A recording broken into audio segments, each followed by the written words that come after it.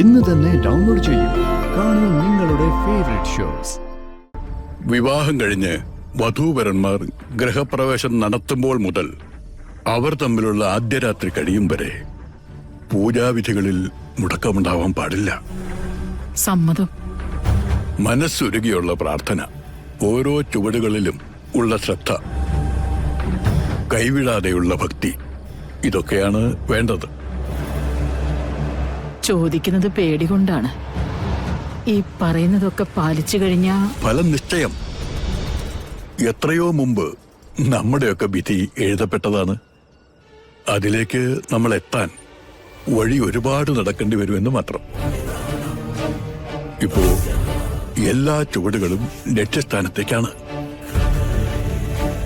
വിവാഹം മംഗളമായി നടക്കട്ടെ.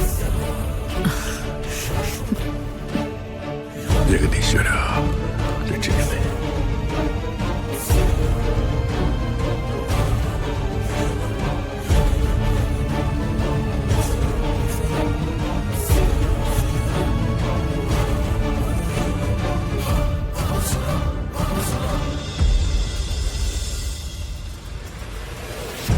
തിരുമേനി, എന്റെ ആവശ്യം ഇതാണ്.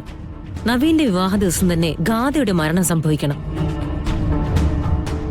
തിരുമേനി പറഞ്ഞ കർമ്മങ്ങളും കാര്യങ്ങളും ഒക്കെ ഞാൻ ചെയ്തിട്ടുണ്ട്.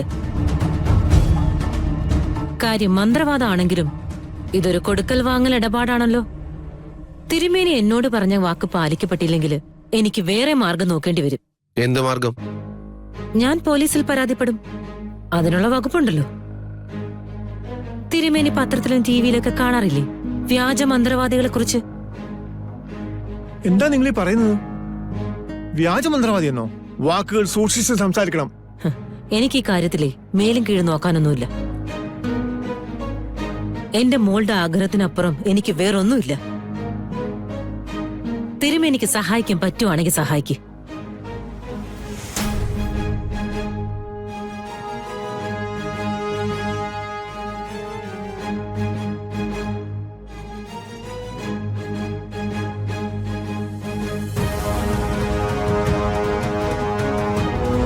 അതെ തിരുമേനി, ഇവരൊരു ബാധ്യതയായല്ലോ. ഇവര് നിശ്ചയിക്കുന്നത് പോലെ ഗ്രഹനിലകൾക്ക് മാറാൻ പറ്റുമോ? ഇത്രയും കാലത്തെ ജീവിതത്തിനിടയില് കളങ്കമൊന്നും ഉണ്ടായിട്ടില്ല. പോലീസിൽ പരാതി കൊടുത്താ ഈ കാലത്ത് അതൊരു അപകടമാണ്. പക്ഷേ എന്താ ചെയ്യാ? അല്ല, അങ്ങയുടെ ഗുരുനാഥന്റെ മുമ്പിൽ കാര്യം അവതരിപ്പിച്ചാലോ? കൊടിയ ക്രിയകളൊക്കെ അദ്ദേഹം ചെയ്യുന്നതല്ലേ? ആ ശരിയാ. ആ വിചാരത്തില് ശത്രുവിനെ മറികടക്കാൻ ആർക്കും ആവില്ല.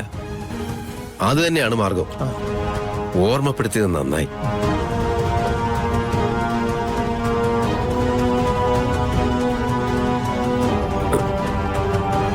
എന്റെ ഗുരുനാഥനുണ്ട്, സത്യമൂർത്തി.